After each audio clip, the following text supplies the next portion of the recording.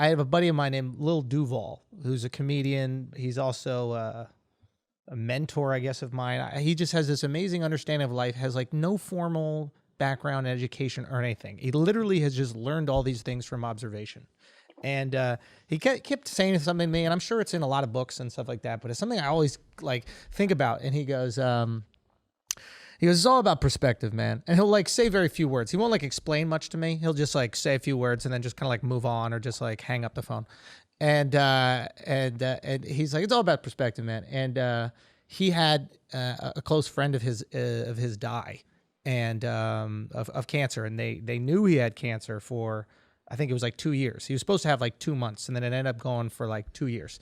And he's like, yeah, man, it was a great gift. I go, what are you talking about? Like, your friend had cancer. He goes, yeah, but like, you oftentimes don't know when someone you love a lot is going to go away. Like, we knew, and we did everything that we wanted to do those last 2 years. And for him to look at like the person he loved, like getting cancer as like a gift, you could almost like, oh, this guy's crazy. But at the same time, like, life happens. He would always say this. He's like, life is going to happen.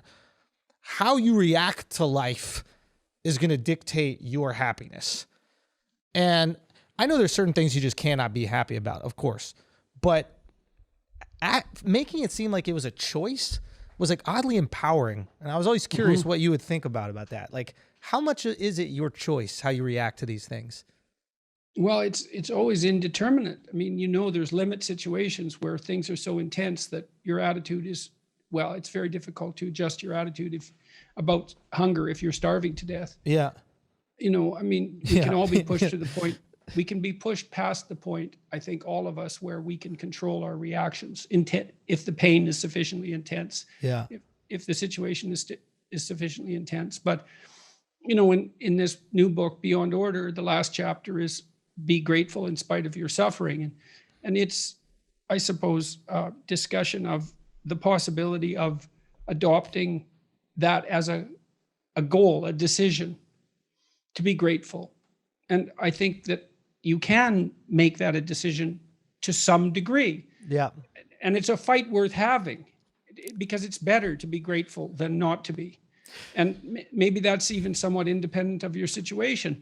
I know when I was particularly ill and I was bitter because of it, then I was worse off than when I was ill and I wasn't bitter because of it. So I did what I could to adjust my proclivity for bitterness, because it didn't seem helpful. And so, we do have this scope of decision making that we're always testing out. You never, it's a dangerous thing to push too hard, because, you don't want to say to someone who's suffering from extraordinarily painful terminal cancer, for example, that if they just adjusted their attitude, everything would be okay. Obviously, that's a little bit on the harsh side, let's say. But by the same token, we do have the capacity to change the way we look at things, and we do the best that we can. I mean, the fundamental ethics, I suppose, that people are encouraged to adopt have a fair bit to do with decision about what attitude you're going to take. You're going to tell the truth, or are you going to lie? Are you going to be grateful, or are you going to be bitter? Are you going to try to care for other people as if they're valuable, or are you going to always put your immediate gratification first? These are all, at some level, decisions. Yeah. And they're also articles of faith. People say, well, you should never believe what can't be proved. But there's lots of decisions you have to make in the absence of proof. Yeah. So, for example, if I say, well, you should be grateful in spite of your suffering, I'm suggesting that you take that as an article of faith rather than anything that could ever be proved, because I can't really see how it could be proved.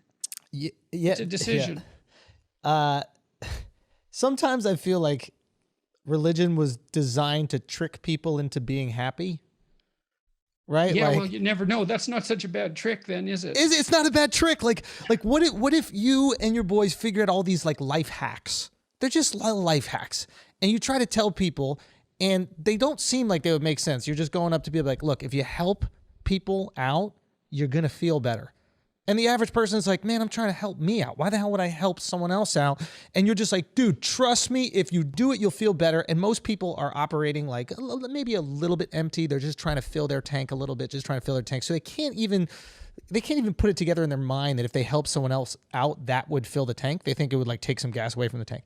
And like, what if all these rules, right, or just these very simple life hacks, and in order to get people to be happy, they had to say, oh no, you'll go to heaven, or this is from God. What is this? Well, Is I just guess man-made life heaven in hacks. part is maybe where you end up if you do things right? That's the idea. Well, you have heaven now on earth. You live heaven.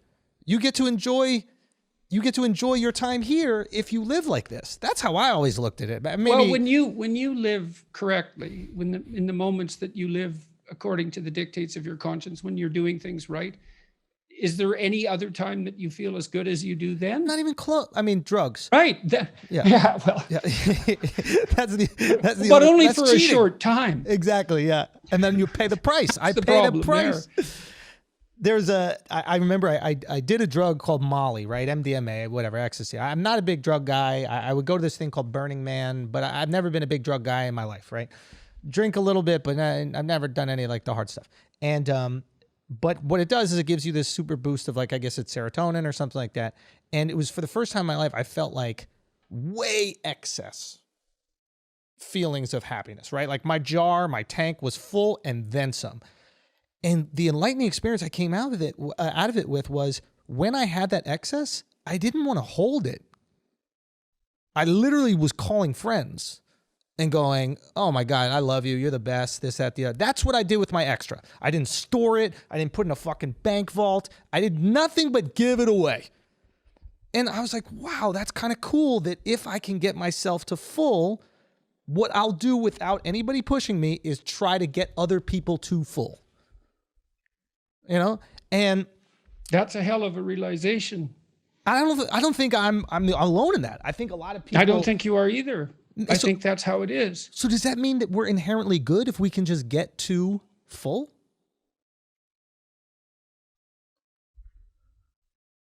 Probably. I don't know.